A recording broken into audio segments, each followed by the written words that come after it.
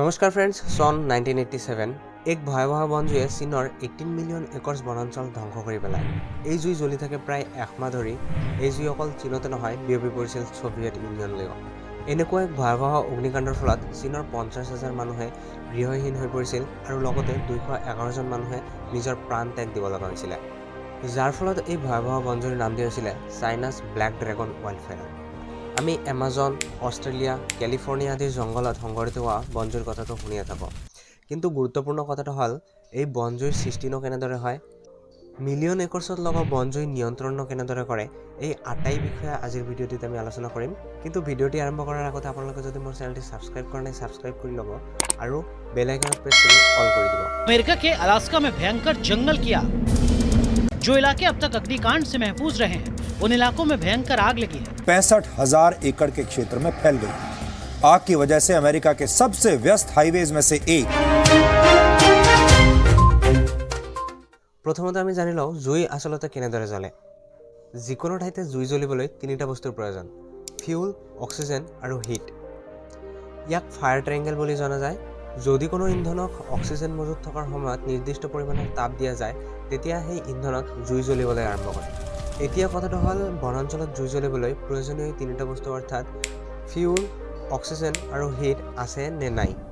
আমি সৰুৰে পৰা কিতাপত পঢ়ি আহিছোঁ যে গছে অক্সিজেন নিৰ্গত কৰে, অৰ্থাৎ এইটো কথা নিশ্চিত যে বনাঞ্চলত অক্সিজেন যথেষ্ট পৰিমাণে আছে।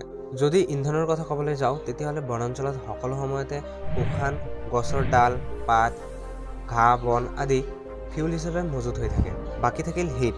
এই হিট বনাঞ্চলত দুই ধৰণে সৃষ্টি হ'ব পাৰে। প্ৰথমতে আমি মানুহৰ কাৰণে এক্সাম্পল হিচাপে যদি মই কওঁ, জংগল কেম্পিঙৰ সময়ত বনাঞ্চলত জুই জ্বলাই সেই জুই ভালদৰে নুমুৱাৰ পৰিৱৰ্তে কেয়াৰলেছৰ দৰে তাৰ পৰা গুচি যোৱা, জ্বলি থকা চিগাৰেট পেলাই দিয়া আৰু বিভিন্ন ধৰণৰ কাৰণ হ'ব পাৰে। আৰু দ্বিতীয়তে, এই বনাঞ্চলত হিট প্ৰাকৃতিকভাৱেও সৃষ্টি হ'ব পাৰে, যেনে থাণ্ডাৰিং, আগ্নেয়গিৰি উদগীৰণ।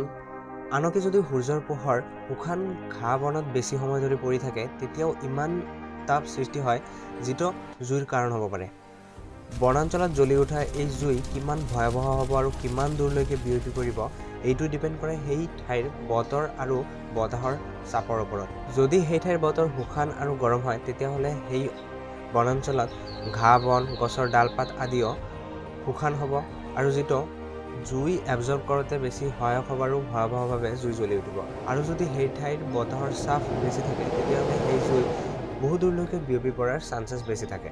ইয়াত এটা উল্লেখযোগ্য কথা হ'ল যে 100টা বনজুইৰ ভিতৰত প্ৰায় 80টা বনজুই দুৰ্ঘটনাৰ কাৰণে হৈছে এই মানুহক। প্ৰতি বছৰে বিভিন্ন দেশ বা ৰাজ্যত 100তকৈ বেছি বনজুই সংঘটিত হয়। আমাৰ ভাৰততো এনেকুৱা বহু ঘটনাই আছে। যেনেকুৱা এক্সাম্পল হিচাপে 2019ত হোৱা বন্দিপুৰ ফৰেষ্ট ফায়াৰ, 2016ত হোৱা উত্তৰাখণ্ড ফৰেষ্ট ফায়াৰ, 2020ত হোৱা আকৌ উত্তৰাখণ্ড ফৰেষ্ট ফায়াৰ্ছ, 2021ত হোৱা শিমলিপাল ফৰেষ্ট ফায়াৰ্ছ, এনেকুৱা আৰু বহুতো এক্সাম্পলছ আছে।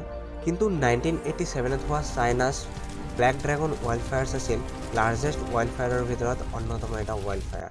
প্ৰায় 50,000 মানুহে গৃহহীন হোৱা এই বনজুইৰ কাৰণ অস্পষ্ট আছিলে। কিন্তু ইনভেষ্টিগেশ্যনৰ পিছত জানিব পৰা গৈছিল, যেতিয়া 18 বছৰীয়া শ্ৰমিক এজনে প্ৰশিক্ষণ নোলোৱাকৈয়ে ভুলবশতঃ তেওঁৰ ব্ৰাছ কাটাৰ পৰা নিৰ্গত হোৱা গেছ জ্বলাইছিল। চাওক, ইমান সৰু এটা ঘটনাৰ কাৰণে কিমান ডাঙৰ এটা দুৰ্ঘটনা ঘটিছিল। অৰ্থাৎ বনাঞ্চলত জুই জ্বলাৰ কাৰণে অকণমান জুইৰ স্পাৰ্কে যথেষ্ট। এতিয়া প্ৰশ্ন হ'ল, বনাঞ্চলত সংঘটিত হোৱা এই ভয়াবহ জুইৰ কাৰণে কি লোকচান হ'ব পাৰে। বনাঞ্চলত লগা জুইৰ ফলত কিছুমান বিল্ডিংছ বা ঘৰ জ্বলি যায়, যাৰ ফলত বায়ুমণ্ডলত carbon dioxide, carbon monoxide, nitrogen oxide আৰু বিভিন্ন ধৰণৰ গেছ নিৰ্গত হয়। এই গেছ কেৱল জ্বলি থকা বনাঞ্চলতে নহয়, ই বিয়পি পৰে হাজাৰ হাজাৰ কিলোমিটাৰ দূৰলৈকে, যাৰ ফলত মানুহৰ হাঁওফাঁওৰ বেমাৰ, নিশ্বাস লওঁতে কষ্ট আৰু বিভিন্ন ধৰণৰ বেমাৰ দেখা দিব পাৰে। এইবিলাকৰ বাহিৰে বনাঞ্চলত বনজুইৰ কাৰণে নিৰ্গত হোৱা কাৰ্বন ডাই অক্সাইডে গ্ল'বেল ৱাৰ্মিং বৃদ্ধি কৰে। এই বনজুইৰ ফলত বহুতো মানুহে নিজৰ প্ৰপাৰ্টি হেৰুৱাই পেলায়, বহুতৰে কাম বন নোহোৱা হৈ যায় আৰু চৰকাৰেও এই বনজুই নুমুৱাবলৈ বহুত টকা খৰচ কৰে আৰু বিভিন্ন ধৰণৰ সমস্যাৰ সন্মুখীন হ'ব লগা হয়। ফ্ৰেণ্ডছ, মই এই ভিডিঅ'ৰ আৰম্ভণিত কৈছিলোঁ মিলিয়ন একৰ্ছ বনাঞ্চলত লগা এই বনজুইনক কেনেদৰে নিয়ন্ত্ৰণ কৰে। হয়, এই বনজুই নুমুৱাবলৈ মেইনলি দুটা টেকনিক ইউজ কৰা হয়। প্ৰথমতে ফায়াৰ ব্ৰেক পদ্ধতি। ভিডিঅ'টিৰ আৰম্ভণিত মই অলৰেডি কৈছোঁ যে জুই জ্বলিবলৈ ইন্ধনত নিৰ্দিষ্ট পৰিমাণৰ তাপৰ প্ৰয়োজন হয়।